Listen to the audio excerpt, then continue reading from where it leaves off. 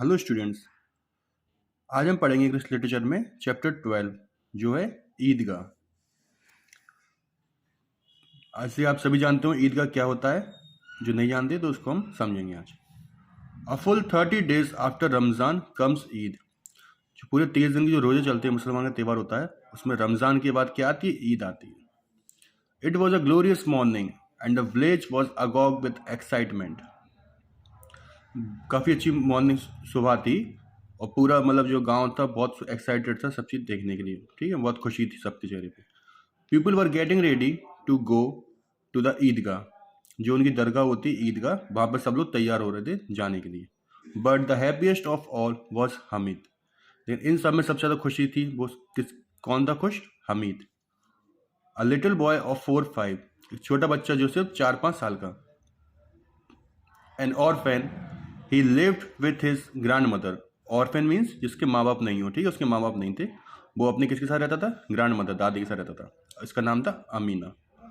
And slept in her protective arms, और उन्हीं के पास सोता था। Thinking that his father would come back with bags full of money and his mother would be back from heaven with beautiful gifts.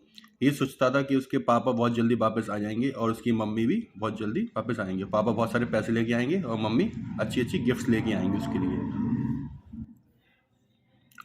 Hope is a wonderful thing and then a child's hope. किसी चीज़ की आशा करना बहुत अच्छी चीज़ है, और बच्चे तो आप जानते हैं कितनी आशा चीज़ की लगा रहते हैं कि आज हमारी ये गिफ्ट आएगी, आज ये आएगी, ये आएगी। ठीक है, वो तो हमेशा उम्मीद लगाए रहते हैं। Poor Amina sat in her hovel and cried.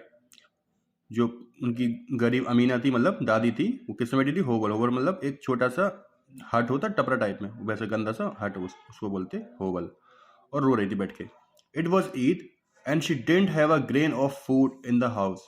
मतलब उनके लिए ईद जो उनका सबसे बड़ा त्यौहार होता वो थी, और उनके पास घर में बिल्कुल भी खाना के लिए दाना भी नहीं था। She was filled with gloom and despair when Hamid entered the hunt and said, "You must not worry, अम्मा।" वो बहुत खुश हो गए जब हमीद अंदर आया और बोला कि आपको चिंता करने की जरूरत नहीं है। I will be back before any one else. मतलब घर पर कोई नहीं आ पाएगा, उसके पहले मैं घर पर वापस आ जाऊंगा। Amina felt a tightening around her heart. Heart मतलब उसको हक करते हुए अमीना ने कहा कि अच्छी बात है। Other children they are all going with their fathers but Hamid had no one to accompany him. जो बाकी चिल्ड्रन से अपने घर वालों पापा लोगों के साथ जा रहे थे, लेकिन हमीद के पास ऐसा कोई नहीं था जिसके साथ वो जा सके। He had no shoes and had to walk 3 miles। उसके पास जूते भी नहीं थे और उसको 3 miles चलना था। He would get blisters. Blisters mean skin, मतलब चेहरे पर जो धूप से कुछ गर्म सी चीज़ उसे हो जाती तो वो भी चेहरे पर हो जाएगी। There were only 8 paise in the house, 3 in Hamid's pocket and 5 in Amina's pouch. उनके पूरे घर में से कितने थे? 8 पैसे थे, जिनमें से 3 थे हमीद के पॉकेट में और 5 थे अमीनाज के पर्स में।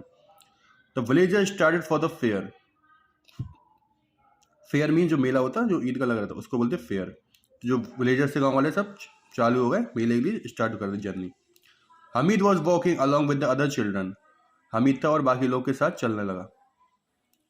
Y were they walking so slowly? Whatever caught their eyes they वो stand and gape at it in wonder.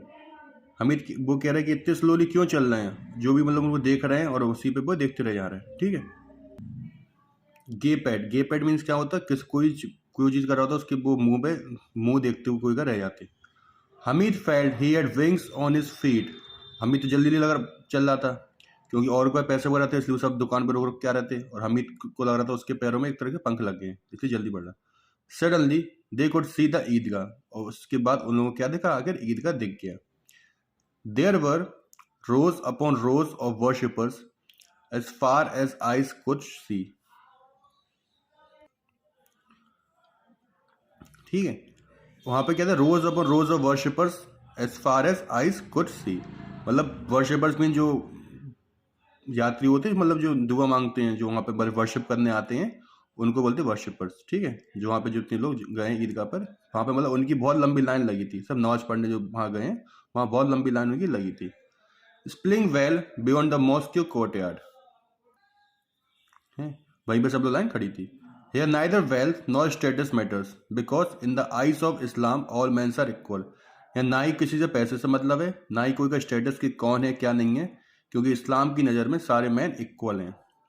The prayer were over, man embraced each other, उनकी प्रेयर भी खत्म हो गई थी और लोगों ने आपस में एक दूसरे गले वगैरह मिले। Then they descended on the sweet shops, a merry go round, merry goes round, wooden horses and camel suspended on rods and the toy vendors. ये सब वहाँ खिलौने की दुकान वगैरह इन लोग को चीज़ दिखी और ये सब चीज़ें वहाँ पर इन लोग को दिखी, घोड़े वगैरह, वुडन हॉर्सेस, ठीक है, लकड़ी की हॉर्सेस, कैमल्स, ये सब चीज़ें वहाँ पर दिखी। Hamid's friend Mahmood, Mohsin, Noore and Sammi rode on the camels and horses. उनके दोस्त थे जिनके नाम है, उनने बढ़िया ऊँट वगैरह और घोड़े की उनकी सवारी उन्होंने ली। Hamid stood at some distance. He could not waste 1/3 of his treasure on an ordinary ride. Hamid को लगा था कि वो उसको इन सब चीज़ों पर बिल्कुल भी, उसके जो पैसे थे उसको बिल्कुल भी एक हिस्सा भी उसके ऊपर खर्च नहीं करना चाहिए उन सब चीज़ों के ऊपर, ठीक है, क्योंकि वो सब चीज़ उसके लिए मायने नहीं रखती थी। Then the children bought clay toys and he poked at them with longing, hoping that he could carry them for a little while. फिर उसका लोग उसके लिए बोले खिलौने वगैरह लाया, उसको पकड़ा दिए कि जब तक थोड़ी देर तक पकड़, वो हाथ में उसको लिया रहेगा। After toys it was sweets, Hamid remained aloof, the boys bought sweets and teased Hamid. उसके बाद फिर ये लोग सामान वगैरह के बाद मिठाई वगैरह मीठी चीज़ लेके आए खाने वगैरह के लिए, और हमीद के पास ऐसे खड़े रहे, और हमीद उसको देख के उसको चिढ़ाते रहे हमीद को, ठीक है, क्योंकि बच्चे शैतान होते हैं, आप तो जानते हो। अब जो कोई चीज़ नहीं पसंद आए और सामने वालों के पास नहीं है तो उसको चिढ़ाएंगे, तो मेरे पास ये है, मेरे पास ये है, मेरे पास ये है, ठीक है। तो स्टूडेंट्स आज हम पढ़ेंगे यहाँ तक, इसके हम कंटिन्यू करेंगे नेक्स्ट क्लास में। ओके।